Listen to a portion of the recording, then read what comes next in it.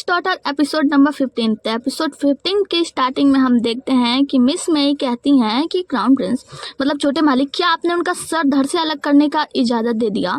आपको क्या लगता है आप ऐसा करने में सक्षम है? मतलब आप अगर किसी का सर जोड़ नहीं सकते, उसका जान वापस नहीं ला सकते, तो आप ऐसा कैसे मौत का आदेश दे सकते हैं? तो वो कहता है कि लेकिन उन्होंने ऐसी गलती की थी तो उन्हें सजा मिलनी तो चाहिए थी, तुम इनका इतना चिंता क्यों कर रही हो? मिस मई कहती है ठीक है तो फिर मैं आपके साथ चलूंगी। वो कहते हैं कि साथ क्या तुम उनका सर धड़ से अलग होते देखना चाहती हो? लेकिन तुम अभी ग्रैंड चांसलर की बेटी हो, अभी ग्रैंड चांसलर को कोई परेशानी ना हो इसीलिए तुम्हें यहीं रहना चाहिए। तो तुम यहाँ रहो, अपना ख्याल रखो और मुझे बताना तुम्हें क्या खाना है, मैं नान बेरी से कह के तुम्हारे लिए मंगवा दूंगा। मिस मई कहती है बिल्कुल भी नहीं, मुझे खाना वाना नहीं है, मुझे बस अपने साथ ले चलो, मुझे देखना है। तो वो कहते हैं लेकिन तुम जाना क्यों चाहती हो, वो तुम्हारे लिए अच्छी जगह नहीं। वो कहती है नहीं मुझे जाना है। तो क्राउन प्रिंस उससे मनाते हैं और लिटिल बिन को इशारा करते हैं कि इसे समझाओ और फिर क्राउन प्रिंस वहाँ से चले जाते हैं। मिस मई कहते रह जाती है नहीं मुझे अपने साथ ले चलो, मुझे तुम्हारे साथ जाना है, लेकिन वो नहीं मानते और चले जाते हैं। जिसके बाद मिस मई बहुत ही ज्यादा परेशान होती है, इधर उधर घूम रही होती है। लिटिल बिन से कहती है मुझे अपने पिताओं को बचाना होगा। लिटिल बिन कहती है लेकिन तुम्हें कैसे विश्वास, वो तुम्हारे पिता ही होंगे तीनों। तो वो कहते हैं मुझे विश्वास है क्योंकि उनके कपड़े पे जो निशान था ना वो हमारे और मेरे पिता के बीच का एक गुप्त निशान है। तो वो कहती है कि हाँ ठीक है लेकिन तुम्हारे पिता ने चोरी की है तो फिर तुमने सम्राट को क्यों नहीं बताया? तो वो कहती है देखो मैं क्राउन प्रिंस को नहीं बता सकती क्योंकि मैं नहीं चाहती कि उसे पता चले कि मेरे साथ साथ मेरे तीनों पिता भी चोर हैं, इसीलिए मैं उन्हें नहीं बता सकती, लेकिन मुझे मेरे पिता को किसी ना किसी तरह तो बताना ही होगा। लिटिल बिन कहती है हाँ ठीक है हम बताने की कोशिश करेंगे, लेकिन तुम ऐसा कैसे कर सकती हो कि उन्होंने शरणार्थियों के पैसे नहीं चुराए होंगे? वो कहती है कि मैं कसम खाती हूँ कि उन्होंने नहीं चुराए होंगे क्योंकि मुझे पूरा विश्वास है उन तीनों पे। हम चारों ने मिलकर साथ में कसम खाई थी कि कभी गरीब और शरणार्थियों के पैसे, हम लोग बहुत गरीब लोगों के पैसे कभी नहीं चुराएंगे, तो वो ऐसा कर ही नहीं सकते, मुझे पूरा विश्वास है। लिटिल बिन कहती है ऐसी बात है तो तुम चिंता मत करो, हम लोग कुछ ना कुछ करेंगे, लेकिन सबसे बड़ा कार्य ये है कि हमें महल से बाहर निकलना है। हमें महल से बाहर निकालने के लिए क्या योजना बनाना होगा? मिस मई तो बहुत ही ज़्यादा परेशान हो रही होती है, कह रही होती है कि मैं क्या करूँ, मुझे कुछ भी समझ में नहीं आ रहा है। अभी ये दोनों बातें कर रही होती है तभी हम देखते हैं बाहर मिस सू आती हैं और एक और लेडी आती है उनके साथ। वो लोग कहती है कि मिस मई हम आपसे मिलने आए हैं। दोनों लोग एक साथ कूद पड़ती हैं कि हमें आइडिया मिल गया। यहाँ मिस मई आराम से बेड पर लेटी होती है और लिटिल बिन उनके बगल में खड़ी होती है। यहाँ पे मिस सू और वो दूसरी लेडीज कहती है कि मिस मई हम आपसे मिलने के लिए आए हैं। क्या आप कुछ बोल नहीं रही हैं, सो रही हैं क्या? या ऐसा तो नहीं इतने पिटने के बाद आप मर गई, इतना ज़्यादा बुरा व्यवहार हुआ है आपके साथ, आप तो बहुत ही ज़्यादा कोमल है ना? तो यहाँ पे लिटिल बिन कहती है कि मालकिन मतलब मिस सू और मैडम आप दोनों का चिंता करने के लिए बहुत बहुत शुक्रिया, लेकिन मेरी मालकिन मरी नहीं है बल्कि वो बिल्कुल ठीक है और महाराज आज बहुत सारा खाना लेकर आए थे जिसको खाने के बाद और शराब पीने के बाद मालकिन को नींद आ रही है, इसीलिए वो गहरी नींद में है। तो इसके बाद से वो दोनों कहती है ऐसा कैसे हो सकता है, महाराज क्राउन प्रिंस यहाँ कैसे आ सकते हैं क्योंकि उन्हें तो मना ही था ना। वो कहते हैं कि अगर लिटिल बिन कहती है अगर आपको भरोसा नहीं है तो आपको देख लीजिए कि कितना सारा खाना है। तो यहाँ पे दोनों लोग अंदर जाती हैं, खाना देती है, कहती है कि हाँ ये सच में बहुत ज़्यादा खाना है, स्वादिष्ट स्वादिष्ट। लिटिल बिन कहती है कि हाँ आइए इस तरफ देखिए यहाँ बहुत सारे तोहफे भी रखे हुए हैं। दोनों लेडी जब तोहफा देखने के लिए जाती हैं कहती है कहाँ है तोहफा, जैसे ही पीछे मुड़ती हैं तो मिस मई इन दोनों को मार के बेहोश कर देती है। जिसके बाद से इन दोनों का काला कपड़ा पहनती हैं ये दोनों लोग और वहाँ से उन्हीं की तरह एक्ट करते हुए मतलब हंसते ही करते हुए बाहर निकल जाती हैं। मतलब ये दोनों इस काले कपड़े में इस कमरे से तो बाहर निकल जाती हैं। दूसरे सीन में हम देखते हैं मिस्टर बाई को, जिनको उनका नौकर आकर बताता है कि आपने जो कुछ भी पता लगाने के लिए कहा था लिटिल बिन के बारे में वो सब पता लग चुका है। दरअसल लिटिल बिन एक छोटी मोटी चोरी करने वाली चोरनी है और उनका कोई भी पंजीकृत संख्या नहीं है, मतलब उनका कोई भी परिवार नहीं है वगैरह वगैरह पता लगा है। तो ये कहते हैं कि हमने एक बहुत अच्छा मौका खो दिया है, उसी वक्त लिटिल बिन को जान से मार देना चाहिए था वरना। तो वो कहते हैं उनके जो साथी होते हैं मतलब जो नौकर होते हैं वो बताते हैं कि मालिक अगर उस वक्त उसे मार दिया जाता तो क्राउन प्रिंस का क्या, क्राउन प्रिंस ही तो आगे थे बचाने के लिए। तो वो कहते हैं कि हाँ और साथ में डॉजी यानी मिस मई भी तो उसकी मदद कर रही है, वो भी तो उसके लिए अपनी जान खतरे में डाल रही है। तो इसका मतलब ये अगर उसे पता भी चला कि लिटिल बिन कौन है तब भी वो नहीं करेगी, उसे नहीं छोड़ेगी, तभी वो उसका जान बचाने के लिए कुछ भी कर सकती है। जिसके बाद से वो कहते हैं हमें कुछ ना कुछ तो करना होगा क्योंकि क्राउन प्रिंस को भी पता नहीं है वो जिसे बचा रहे हैं वो कितना बड़ा खतरा है। दूसरी तरफ हम मिस मई या लिटिल बिन को देखते हैं जो कि बाहर आ रही होती है, सोच रही होती है कि महल से बाहर कैसे निकला जाए। ये दोनों आपस में बातें करती है जहाँ पे लिटिल बिन कहती है कि एक काम करती हूँ मैं जाकर सैनिकों का ध्यान भटकाती हूँ, जिसके बाद से तुम बाहर निकल जाना। मिस मई कहती है बिल्कुल नहीं, तुम्हारी जान को खतरा है, अगर तुमने ऐसा किया तो तुम्हारे साथ कुछ भी बुरा हो सकता है। और लिटिल बिन तुम हमेशा तो इतना सोच समझ के काम करती हो, मतलब इतना आवेगी नहीं बनती हो, लेकिन आज इतनी आवेगी तरीके से क्यों बात कर रही हो? तो लिटिल बिन कहती है क्योंकि हमें तुम्हारे पिताओं को बचाना है और हमें रिस्क तो लेना ही होगा। तो मिस मई कहती है नहीं उसकी कोई ज़रूरत नहीं है, देखो हम कोई और आइडिया सोचते हैं, हम कुछ ना कुछ तो कर ही लेंगे, लेकिन हम ऐसे एक दूसरे की जान खतरे में नहीं डाल सकते। लिटिल बिन कहती है हाँ तो फिर सोचो। और फिर ये दोनों देख ही रही होती है तभी माँ से गाड़ी आती है। तो मिस मई कहती है कि ठीक है आइडिया मिल गया। जिसके बाद से ये दोनों अस्तबल में जाती है जहाँ पे दोनों गाड़ियाँ रखी रहती हैं और ये दोनों लोग प्लान बनाती हैं कि हम दोनों एक एक गाड़ी में छिप जाएंगे और जिस गाड़ी में महाराज कल यहाँ से निकल के महल से बाहर जाएंगे वो इंसान उनके पिताओं को बचाने के लिए उनका साथ लेना चाहेगा, मतलब महाराज से बात करेगा कि वो हमारे पिता को बचा दे। दोनों लोग जाकर एक एक गाड़ी में छिप जाते हैं। आगे हम मिस मई के तीनों पिताओं को देखते हैं, जहाँ पे देखते हैं ये तीनों लोग सो रहे होते हैं। एक सैनिक आता है, इनके हाथों से एक कागजात पे हस्ताक्षर मतलब अंगूठा का निशान ले लेता है, जिसके बाद से कहता है अपराधियों ने अपराध स्वीकार कर लिया, अब तीनों का सर धड़ से अलग कर दिया जाएगा। ये तीनों पिता चिल्ला रहे होते हैं, नहीं हमने कोई अपराध नहीं किया। सैनिक आते हैं, इन्हें पकड़ के ले जाते हैं और एक अंधेरी सी जगह पे खड़ा कर देते हैं, जहाँ पे हम देखते हैं इन तीनों का सर काट दिया जाता है। मिस मई जोर से चिल्लाती है, हम देखते हैं कि ये तो सिर्फ इनका सपना होता है। वो गाड़ी में चिल्लाती हैं तो क्राउन प्रिंस उन्हें बाहर निकालते हैं, कहती है कि आप यहाँ क्या कर रही हैं। तो वो बाहर निकलती है, कहते हैं कि सौभाग्य से मैं आपकी ही गाड़ी में। मिस मई कहती है कि क्या आप कार्यालय जा रहे हैं। तो वो कहते हैं नहीं मैं कार्यालय नहीं जा रहा हूँ, अभी तो सुबह का वक्त है ना, मैं कहीं और जा रहा हूँ। वो कहते हैं तो क्या सिर काटने का जो कार्यक्रम था वो खत्म हो गया। तो वो कहते हैं बिल्कुल नहीं, अभी तो नहीं, वो तो दोपहर में होने वाला है। तो वो कहते हैं तो फिर कार्यालय चलो ना, सिर काटने का कार्यक्रम मुझे भी वहाँ जाना है। तो ये कहते हैं कि नहीं इतनी भी जरूरी क्या है, हम बाद में जाएंगे ना जब मैं अपना काम खत्म कर लूंगा। मिस मई कहती है क्या इतना जरूरी काम नहीं है, वो सिर काटने से बड़ा जरूरी काम क्या हो सकता है। तो वो कहते हैं कि अगर आपको देखना है तो मैं आपको अच्छी तरह दिखाने के लिए ले चलूंगा, आप चिंता क्यों करती हैं। वो कहते हैं मैंने कहा ना, वो कहती है मैं कह रही हूँ ना प्लीज कार्यालय लेके चलो प्लीज, मैं आपका हाथ जोड़ती हूँ। हाथ जोड़ती हैं तो क्राउन प्रिंस कहते हैं कि ठीक है, गाड़ी कार्यालय की तरफ मोड़ लो। आगे हम लिटिल बेन को देखते हैं जो कि गाड़ी से बाहर निकलती है तो देखती है गाड़ी तो यही है, लेकिन वहीं पे जिंगुई आ रहा होता है। तो उसे कहती है कि मुझे जल्दी से कार्यालय लेकर चलो। वो कहता है क्या बात है, कुछ काम है क्या। वो कहते हैं कुछ मत पूछो, बस जल्दी कार्यालय लेकर चलो। दूसरी तरफ हम मिस्टर बाई को देखते हैं जो कि चिल्लाते हुए अपने महल से बाहर निकलते हैं और वो कहते हैं अपने नौकर से जल्दी से कार्यालय चलो। वो कहते हैं क्यों, क्या हुआ।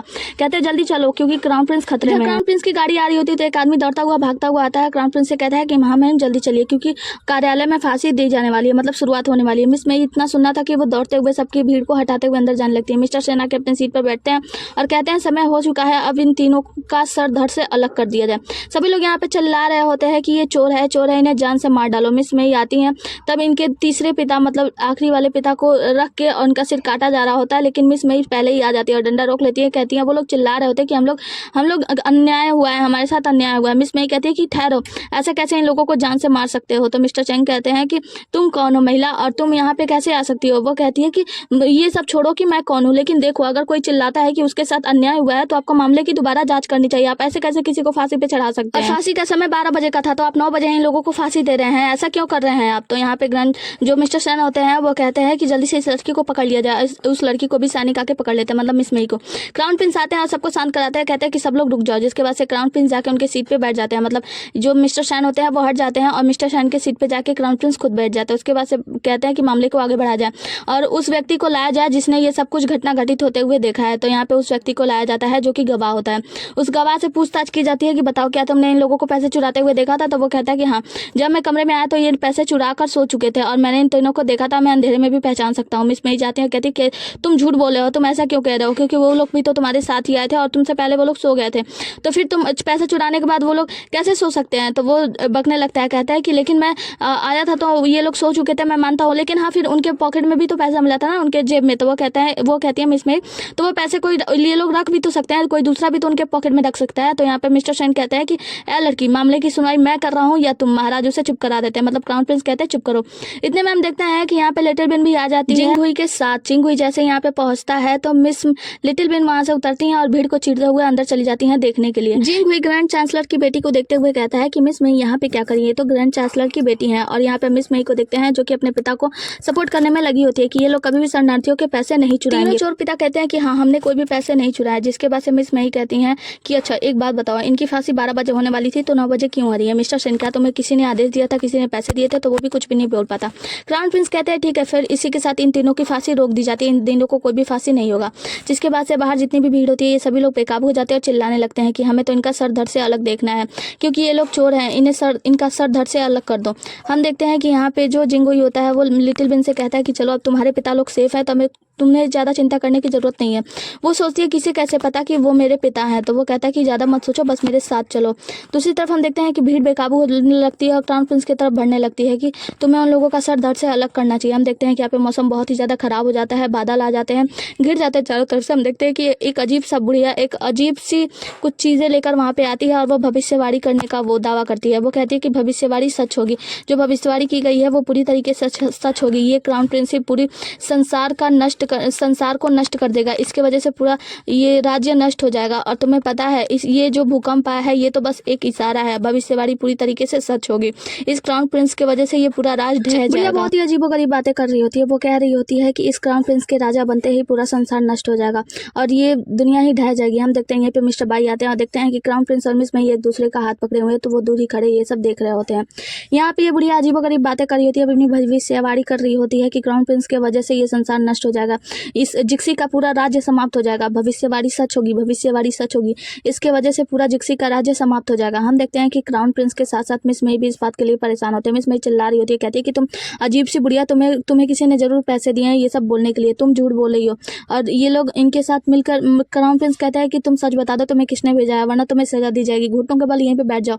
ये सब क्राउन प्रिंस भी कह रहे होते हैं। यहाँ पे हम देखते हैं कि लिटिल बिन बहुत ज़्यादा परेशान हो रही होती, तो मिस मई को बचाने के लिए जब आगे बढ़ती है तो वहीं पे भीड़ के कारण गिर जाती है, जिसको बचाने के लिए हम देखते हैं कि यहाँ पे आते हैं जिंग हुई और जिंग हुई उसे बचा लेते हैं। एक बड़ी सी चीज गिरती है तो इनके हाथों में चोट लग जाती है। लिटिल बिन जिंग हुई की तरफ देख रही होती है और जब लिटिल बिन बचाने के लिए जा रही होती है मिस मई को, तो जिंग हुई कहता है कि नहीं तुम नहीं जा सकती, वहाँ बहुत ही ज्यादा खतरा है। हम देखते हैं कि यहाँ पे भीड़ में कुछ लोग चाकू वाकू निकाल लेते हैं और क्राउन प्रिंस को निशाना बनाते हैं, मतलब क्राउन प्रिंस को मारने के लिए लोग अपना अपना चाकू लेकर जाते हैं। जिसके बाद से हम देखते हैं कि क्राउन प्रिंस को खींच कर लाया जाता है बीच में, तो क्राउन प्रिंस उन सबसे लड़ाई करते हैं और यहाँ पे लिटिल बिन देखकर ये सब शौक हो जाती है। हम देखते हैं मिस मई को जो कि क्राउन प्रिंस को बचाने के लिए जब कोई आदमी उनके ऊपर हमला करने वाला होता है तो वो आकर उन्हें रोक लेती हैं, बचा लेती हैं और मिस मई को लग जाता है और वो वहीं पे बेहोश हो जाती हैं।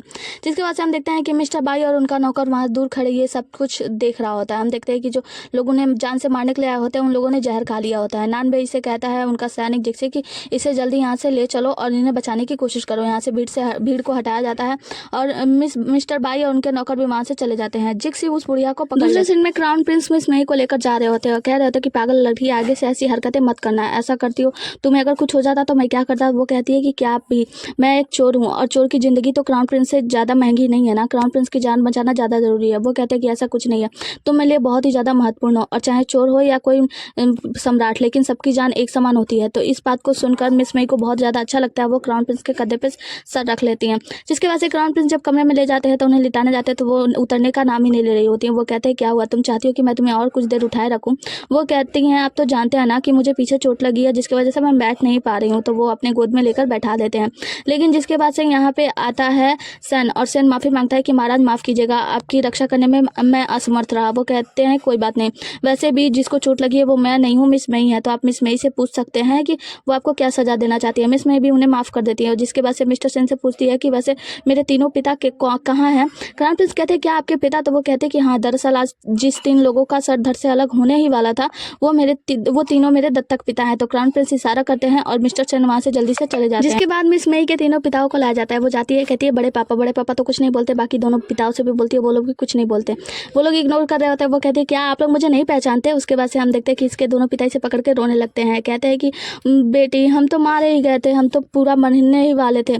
यहाँ पे बिग डैड कहते हैं कि बस बंद करो अपना नाटक, तो ये लोग एकदम से चुप भी हो जाते हैं, कहते हैं देखा हम लोगों ने बहुत कुछ कष्ट नहीं सहा था। जिसके बाद से वो कहते हैं और ये लड़का, तो इस लड़के के वजह से तुम यहाँ पे आई थी ना, जब इसने मुझे बताया कि ये महल में काम करता है तो हमने इसके कपड़ों पे निशान लगा दिया था। तो वो कहती है कि हाँ, अगर बड़े पापा ने कपड़ों पे निशान नहीं लगाया होता तो हमें पता ही नहीं चलता। जिसके बाद से इन लोगों का खाने का टेबल लगाया जाता है। खाने के टेबल पे यहाँ पे मिस मई कहती है कि अच्छा, तो आप लोगों को लगा कि शरणार्थियों को महल में कार्य करने के लिए सौंपा जाएगा, इसलिए आप लोग महल में कार्य करने के लिए आ गए थे ताकि आप लोग मुझसे मिल सके। तो वो लोग कहते हैं हाँ बिल्कुल। जिसके बाद से क्राउन प्रिंस इशारा करते हैं तो मिस्टर सेन बताते हैं कि ये तीनों लोग बेकसूर हैं और इन तीनों ने शरणार्थियों के साथ काम करने में बहुत ही ज़्यादा मदद की थी, इसीलिए इन तीनों को छोड़ा जाएगा। क्राउन प्रिंस कहते हैं कि आप लोग को बस जो पैसे चुराए हुए थे, आप लोग मतलब आप लोग के पास जो पैसे थे, आप लोगों को बस वो पैसे वापस करना होगा, जिसके बाद से आप लोग यहाँ से आसानी से जा सकते हैं। तो वो लोग कहते हैं क्या बस इतना ही। जिसके बाद से वो लोग खाने की डिमांड करते हैं और वहाँ पे खाना लाया जाता है, लेकिन ये लोग अभी भी संतुष्ट नहीं होते और बहुत अच्छा खाना मंगा रहे होते। चिकन लेग पीस लाओ, जाओ मुर्गे का भुन के टांग लाओ, सुअर लाओ, मतलब पता नहीं क्या क्या अजीब अजीब सी चीज़ें मंगवा रहे होते हैं। मिस मई उनका पैर दबा रही होती है अपने पिता का कि अरे बस करो, इतना कुछ क्या कर रहे हो क्राउन प्रिंस के सामने। लेकिन उन लोगों का तो पैर होता नहीं, ये तो क्राउन प्रिंस का पैर होता है। क्राउन प्रिंस का पैर वो दबा रही होती हैं। क्राउन प्रिंस कहते हैं ठीक है, ये लोग जो भी खाना कहते हैं सब लोग कुछ खाना बनवा के लाओ। जिसके बाद से मिस मई से कहते हैं कि माना मैंने आपके पिता के साथ अन्याय किया है, लेकिन इसका मतलब ये नहीं है कि आप मेरा पैर कुचल के भरता बना दें। जिसके बाद से इन तीनों लोगों का खाना आता है, अच्छा स्वादिष्ट ये लोग खाने लगते हैं और बहुत ही ज़्यादा मतलब बहुत ज़्यादा इंजॉय करके खा रहे होते हैं। जिसके बाद से ये तीनों लोग कहते हैं उस लड़के को, यानी क्राउन प्रिंस को देखकर, इस लड़के को देखो, ये हमारे गाँव के ग्राम प्रधान जैसा नहीं लगता। तो वो कहते हैं कि हाँ, ग्राम प्रधान जैसा ही लगता है। तो वो लोग कहते हैं कि वैसे वो कुछ भी, लेकिन ये लड़का जवान है, मतलब हैंडसम भी है देखने में, लेकिन ये राजकुमार तो बिल्कुल भी नहीं हो सकता। ये लोग कहते हैं हाँ हाँ राजकुमार कैसे हो सकता है। ये लोग आपस में बातें कर रहे होते हैं, मतलब क्राउन प्रिंस के सामने ही क्राउन प्रिंस का मजाक उड़ा रहे होते हैं। मिस मई कुछ बोल बातें किए तो क्राउन प्रिंस ही हैं, लेकिन ये लोग तो सुनने को तैयार नहीं होते हैं और क्राउन प्रिंस भी मना कर देते हैं। हम देखते हैं कि क्राउन प्रिंस याद करते हैं कि कैसे इन लोग के सामने बैठ के क्राउन प्रिंस ने कहा था कि आप इतनी अच्छी शराब कभी नहीं पी सकते। तो ये लोग शराब पीते हैं, कहते हैं कि तुम्हें क्या लगा हम इतनी अच्छी शराब नहीं पी सकते। जिसके बाद से छोटे डैडी कहते हैं कि चलो बिग डैडी यानी बड़े पापा को शराब सर्व करो। क्राउन प्रिंस वो भी करने से मना नहीं करते, वो भी खड़े हो जाते हैं, इन लोगों को शराब सर्व करने लगते हैं तीनों लोगों को, और तीनों लोग शराब पी रहे होते हैं बड़े मजे से। जिसके बाद से हम देखते हैं बहुत ही ज्यादा खुश होते हैं, कहते हैं कि जवान लड़के तुम तो बहुत ही ज्यादा खूबसूरत हो। और मिस मई कुछ बोलती है उससे पहले वो लोग कहते हैं कि देखो मिस मई, अगर तुम आगे चल के क्राउन प्रिंसेस बन जाती हो तो इस लड़के की पदोन्नति करवा देना और इसकी बात को भूलना मत, इसने हमारी मदद की है। मिस मई खड़ी होती है और चिल्लाती है, कहती है कि तुम लोग सब क्या बकवास कर रहे हो, यही क्राउन प्रिंस है। जिसके बाद से तो इन तीनों की हालत खराब हो जाती है और ये लोग जहाँ पे होते हैं वहीं पे घुटनों के बल बैठ जाते हैं। ये लोग कहते हैं क्या तुम सच में कह रही हो ये क्राउन प्रिंस है। सब लोग घुटनों के बल बैठ जाते हैं और माफी मांगने लगते हैं कि प्रिंस हमें माफ कर दीजिए, हमें क्षमा कर दीजिए, हमारी ऐसी कोई गलती नहीं थी। जो मतलब ऐसे ऐसे कुछ बोल रहे थे ना। क्राउन प्रिंस इन लोगों को उठाते हैं, कहते हैं कि आप लोगों को ऐसे घुटने के बल बैठने की जरूरत नहीं है। मिस मई आती है अपने पिता लोग को उठाती है और तीनों लोगों को अपने अपने सीट पे बैठा देती है। जिसके बाद से वो क्राउन प्रिंस को कहते हैं कि हमें क्षमा कीजिए, हमसे गलती हो गई। क्राउन प्रिंस कहते हैं कोई बात नहीं। उसके बाद से वो कहते हैं क्राउन प्रिंस क्या ये खाना खाइए, ये लोग खाते नहीं है। तो वो कहते हैं कि लीजिए नहीं, ये बहुत ही ज़्यादा टेस्टी है। लेकिन क्राउन प्रिंस जिस जिस डिश को इशारा कर रहे होते हैं वो लोग बस वही डिश खा रहे होते हैं, ज़्यादा बोल भी नहीं रहे होते, एकदम चुप हो जाते हैं, शांत हो जाते हैं, कुछ भी नहीं निकलता है इन लोगों के मुँह से। क्राउन प्रिंस कहते हैं वैसे आप लोग बताइए कि मेरी क्राउन प्रिंसेस को कौन सा खाना सबसे ज़्यादा पसंद है, मैं उसके लिए ले आऊँगा। जिसके बाद ये तीनों लोग आपस में बात करते हैं कि क्राउन प्रिंसेस, इसका मतलब है कि हमारी डॉजी आगे चल के क्राउन प्रिंसेस बन सकती है। अगर ये क्राउन प्रिंसेस बन गई तो हम लोग तो एक बहुत उच्च अधिकारी बन जाएंगे ना। जिसके बाद से एक पिता कहते हैं बिल्कुल नहीं, क्योंकि हमें पूरी दुनिया घूमनी है तो हमें कुछ अधिकारी बन के नहीं रह सकते। तीनों पिता आपस में बात करते हैं कि हम लोग तो तब इनके ससुर है ना। ये लोग बात कर रहे होते हैं तो क्राउन प्रिंस पूछता है कि वैसे इसका नाम डॉजी कैसे पड़ा। डॉजी कहती है कि बिल्कुल नहीं पिता आप नहीं बताएंगे। तो वो खड़े हो जाते हैं, कहते हैं कि ठीक है नहीं बताऊंगा। उसके बाद से कहते हैं कि पता है बचपन में जब ये छोटी थी तो ये दूध नहीं पीती थी, तो मैं बगल वाली लेडी से जाके उनसे फ्लर्ट करता था ताकि इसके लिए दूध दे दें और थोड़ा सा सोयाबीन मिल्क दे दे। तो सोयाबीन खाते हुए ये दूध पीती थी। तो पता है जब थोड़ी सी बड़ी हुई ना तो ये सोयाबीन अपने पॉकेट में ही रखती थी और सोयाबीन रखने के कारण ये बहुत ही ज्यादा पाद मारती थी, जिसकी वजह से हमने इसका नाम ही डॉजी रख दिया। क्राउन प्रिंस इस बात को सुनकर बहुत ही ज्यादा मुस्कुराते हैं। तीनों पिता तो खुश होते हैं, लेकिन मिस मई की तो इज्जत उतर गई होती है। जिसके बाद से हम देखते हैं कि ये तीनों लोग आपस में बातें कर रहे होते हैं कि अगर हमने इसे उस बक्से से नहीं निकाला होता तो शायद ये भूखे मर जाती है। और तीनों आपस में फिर लड़ने लगते हैं कि नहीं मैंने निकाला था उसे बक्से से, मैंने निकाला था उसे बक्से से। क्राउन प्रिंस मिस मई का हाथ पकड़ते हैं और कहते हैं कि तुम चिंता मत करो, मैं हमेशा तुम्हारे साथ हूँ। और ये तीनों लोग आपस में लड़ रहे होते हैं कि मैंने निकाला मैंने निकाला। मिस मई सोचती हैं कि मेरी दादाई यानी लिटिल बिन यहाँ पे आई होगी और कार्यालय में इतनी ज्यादा भगदड़ मच गई थी तो उसका क्या हुआ होगा, वो ठीक तो होगी ना। आगे हम लिटिल बिन को देखते हैं, जिंगुई को देखते हैं, चूंकि अपना हाथ धुलता है तो वो कहती है कि थोड़ा सा दर्द होगा, लाओ तुम्हारे हाथ को। वो कहता है नहीं ठीक होते, लेकिन वो उसका हाथ लेकर दवाई ववाई लगाने लगती है। जिसके बाद से वो दवाई लगाते हुए सोच रही होती है कि अगर इसने मेरी जान एक बार बचाई होती तो अलग बात होती, लेकिन इसने तो मेरी जान कई बार बचाई थी। तो वो उनसे पूछती है कि मैं आपसे कुछ पूछना चाहती हूँ। तो वो कहते हैं कि हाँ पूछो ना। वो कहती है कि जब एक दिन मैं बहुत ही ज़्यादा बीमार थी, अपने कमरे में सोई थी, तो मुझे ऐसा लगा शायद मेरे पास कोई आया है। तो वो कहते हैं कि ऐसी कोई बात नहीं है, दरअसल मैं आपके प्रति कोई दुर्भावना नहीं रखता, अगर मैंने आपको परेशान किया हो। तो वो कहती है नहीं ऐसी बात नहीं है। तो वो कहते हैं कि अच्छा। तो वो हाथ हटा लेती हैं, तो उनका हाथ पकड़ते हैं, मतलब उनका हाथ अपनी तरफ लेते हैं। तो जो लिटिल बिन होती है वो उनका हाथ में, जब लिटिल बिन का हाथ होता है तो लिटिल बिन शर्मा रही होती है। लेकिन यहाँ पे जिंगुई तो कुछ भी बोल नहीं पा रहे होते हैं, ना लिटिल बिन कुछ बोलती है। दोनों एक दूसरे की आंखों में खोते हैं और इसी के साथ ये एपिसोड भी यहीं खत्म करते हैं। मिलते हैं अगले एपिसोड में, तब तक के लिए बने रहिए हमारे साथ। अगला एपिसोड आएगा मंडे को। तब तक के लिए tata bye bye, take care.